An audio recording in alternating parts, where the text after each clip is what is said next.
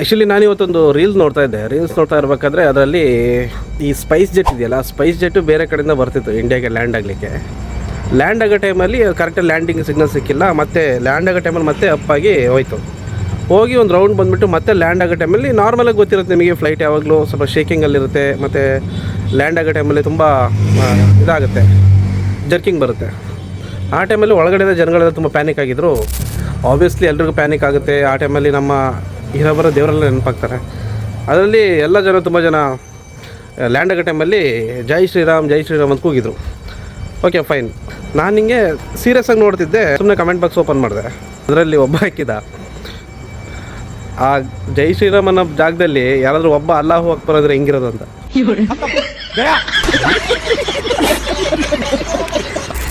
First of all ನಾನು ಯಾವುದೇ ಧರ್ಮದ ಬಗ್ಗೆ ಮಾತಾಡೋಕ್ಕೆ ಹೋಗ್ತಿಲ್ಲ.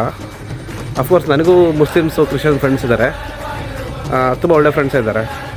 ನಾನು ಹೇಳೋದು ಏನಂತಂದರೆ, ಒಂದು ರಿಲಿಜಿಯನ್ನ ಆ ಒಂದು ಪರ್ಸ್ಪೆಕ್ಟಿವ್ ಆಗಿ ನೋಡೋ ಥರ ಪೋರ್ಟ್ರೇಟ್ ಮಾಡಿದ್ದಾರೆ. ಆಬ್ವಿಯಸ್ಲಿ ನಮಗೆ ಅದೇ ರೀತಿ ಥಿಂಕಿಂಗ್ ಬರುತ್ತೆ, ತಪ್ಪಲ್ಲ. ಅದು ಯಾವಾಗಿಂದಂತೆ ಫ್ರಮ್ ದ ರೂಟ್, ಆ ರೂಟಿಂದ ಆ ರೀತಿ ಮಾಡಿದ್ದಾರೆ. ನಮ್ಮ ದೇಶದಲ್ಲಿ ಮಾತ್ರ, ಬೇರೆ ದೇಶದಲ್ಲಿ ಹೆಂಗೆ ಅದ್ರ ಬಗ್ಗೆ ನಾವು ಮಾತಾಡೋಕ್ಕೆ ಹೋಗಲ್ಲ. ಸಪೋಸ್ ನೀವು ಏನಾದರೂ ಆ ಫ್ಲೈಟಲ್ಲಿ ಇದ್ದಿದ್ರೆ ನಿಮ್ಮ ರಿಯಾಕ್ಷನ್ ಯಾವ ರೀತಿ ಇರ್ತಿತ್ತು ಅಂತ ಕಮೆಂಟ್ ಮಾಡಿ. ಹರೇ ಕೃಷ್ಣ.